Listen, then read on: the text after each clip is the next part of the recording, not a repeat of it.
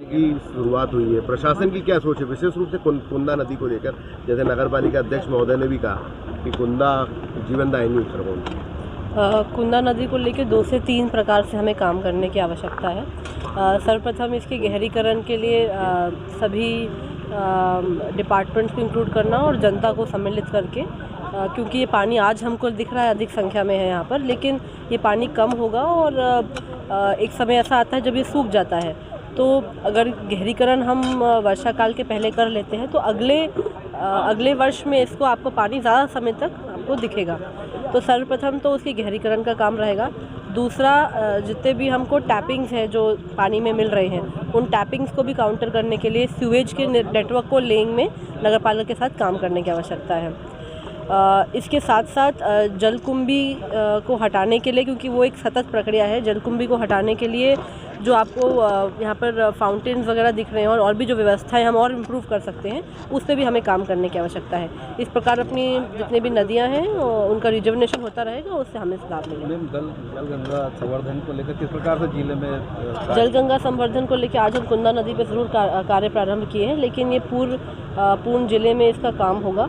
जितनी भी माँ अहिल्या की बावड़ियाँ हैं उन पे काम प्रारंभ होगा और अन्य भी जितनी बावड़ियाँ हैं उस पे भी हम सफाई करके काम करेंगे। कुछ हमारे ऐसे काम हैं नरेगा के जिनको अपन ने TS करके रेडी कर लिया है, लेकिन अब प्रारंभ करना है। कुछ ऐसे काम है जो प्रारंभ है उनको समाप्त करना है, तो उन पे भी हमारा फोकस रहेगा ताकि उनके माध्यम से हमारे वाटर रिजुवनेशन का ऑब्जेक्टिव पूरा हो सके। CM का प्रोग्राम भी कल किस प्रकार से रहेगा?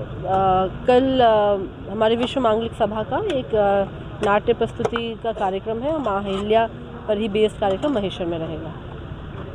ठीक। जल संवर्धन को लेकर एक अभियान की शुरुआत की, जिस प्रकार से CM डॉक्टर मोहन यादव की सोच है, फिर 3 महीने तक ये अभियान चलेगा। आप कितना सार्थक मानते हैं, क्या कहना चाहिए?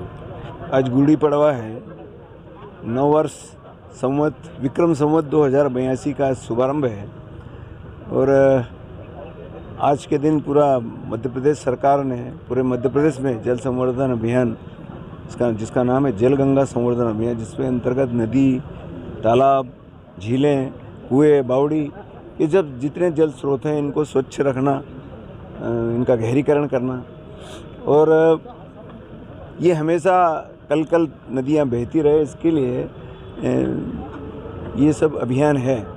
और इस अभियान को ये 3 महीने तक चलेगा, बारिश तक, लगभग जब तक वर्षा काल के प्रारंभ तक ये चलेगा।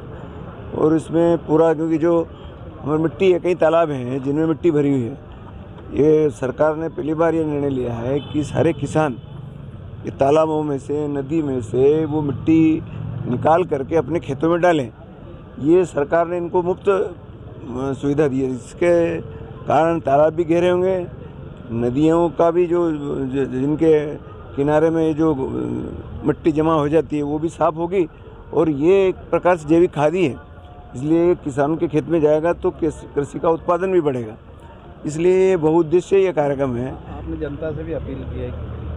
जनता से भी मैंने अपील की और किसानों से भी मैं अपील करता हूँ कि आप ये जो जितने तालाबों की मिट्टी है, नदियों के किनारे जो जमा है मिट्टी, इसको निकाल करके खेतों में डालें, तो इसके कारण कृषि उत्पादन बढ़ेगा, क्योंकि एक प्रकार का जैविक खाद है और ये स्रोत भी स्वच्छ होंगे, वो कल बहेंगे।